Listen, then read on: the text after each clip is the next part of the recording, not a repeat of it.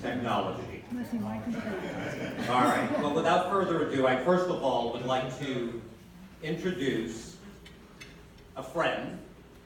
Cal Fussman is a New York Times best-selling author, world-renowned interviewer, keynote speaker, and corporate consultant on interviewing storytelling. His keynotes and interactive workshops are derived from decades of interviewing hundreds of the world's most extraordinary individuals.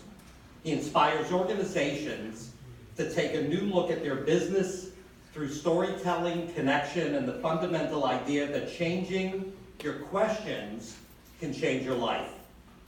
Over the last year, Cal has delivered keynotes at dozens of companies, including Facebook, General Motors, Pixar, Twitter, Apple Music, Snapchat, Samsung, Turner Broadcasting, Vans, Lululemon, colleges like UCLA and Georgetown, and at conferences as far as South Africa. In fact, weeks after Cal spoke at Facebook, Chris Sanders in Global Marketing Solutions said, "We literally have people using the term now, Cal Question. He has become a part of our culture." Cal's speaking career blossomed after millions of people heard him interviewed on Tim Ferriss's podcast. "When I told my podcast listeners that I was doing a second interview with Cal," said Ferriss, "dozens replied with some variation of, 'Please just let Cal talk for 3 hours. I could listen to him tell stories forever.'" As a writer for Esquire, ESPN, GQ, Sports Illustrated, and the Washington Post, Sunday Magazine over the years, Cal has transformed oral history into art form, conducting probing interviews with the icons who've shaped the last half-century of world history. And listen to this list of people.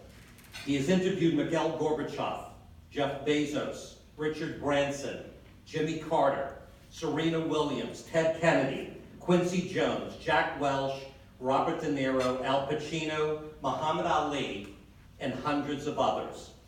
The Austin Chronicle has described Fussman's interviewing skills as peerless. Born in Brooklyn, Fussman spent 10 straight years traveling the world, swimming with over 18-foot tiger sharks, rolling around with mountain gorillas in Rwanda, searching for gold in the Amazon. Cal actually boxed against then undefeated world champion Julio Cesar Chavez, served as a sommelier atop the World Trade Center, and he actually won a James Beard Award. He now lives with his beautiful wife, Gloria, whom he met while on his quest to discover the world's most beautiful beach, and guides his 3 children from Los Angeles, where he spends every morning eating breakfast with his dear friend, Larry King. And now for Mr. King. A chance meeting with a CBS television announcer set King on a pathway to a career in radio. The announcer told him to go to Florida, a state with a growing media market that was hiring inexperienced broadcasters. King got his first break on Miami radio station WAHR, which is now known as WMBM in Miami Beach. Initially, the job was to clean up the station and perform odd jobs. But when one of their male announcers quit in May of 1957, King was put on to replace him. He must have impressed his manager because King was immediately put on the 9 a.m. to 12 noon shift. He also did 2 afternoon newscasts and sportscasts, doing all this while receiving a wonderful salary of $55 a week, which made Mr. King feel like he was fulfilling a life and long-term dream. The name he was going by, I should say at the time, was Larry Zeiger, which didn't sit well with the station's general manager since the manager thought it sounded a little bit too ethnic and was hard to remember.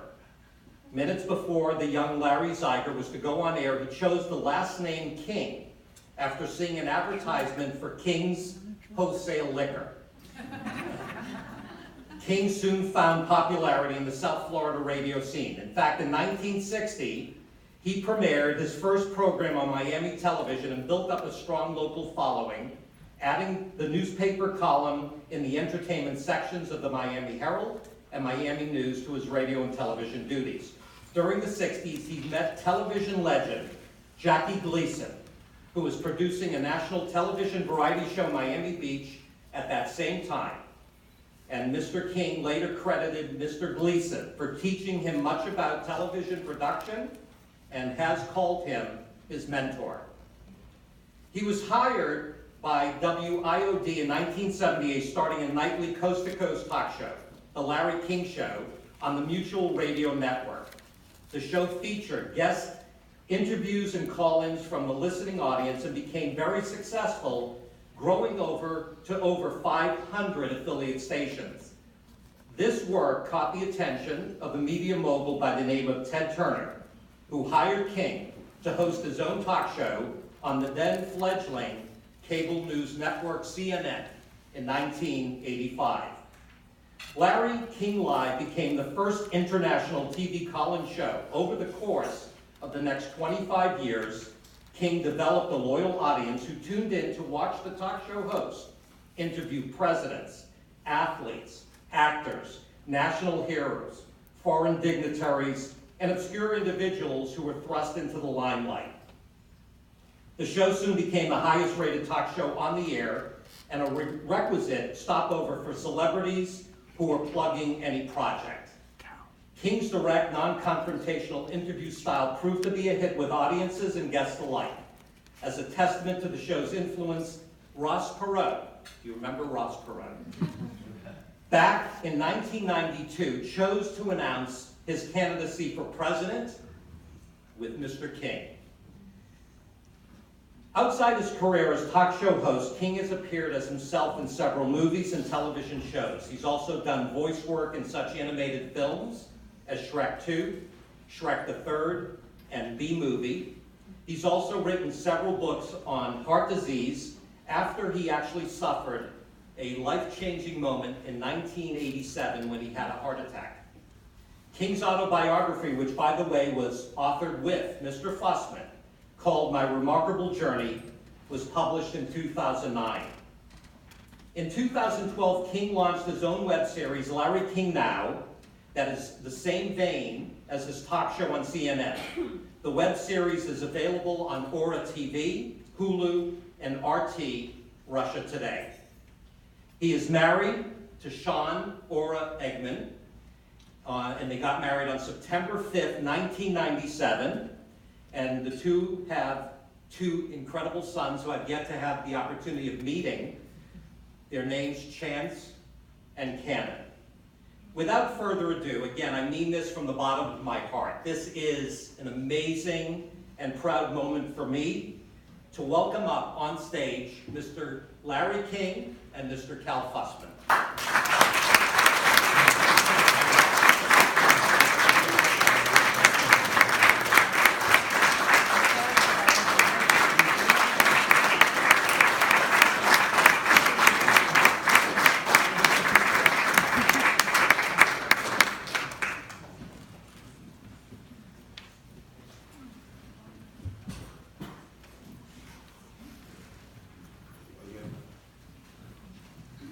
You don't get one.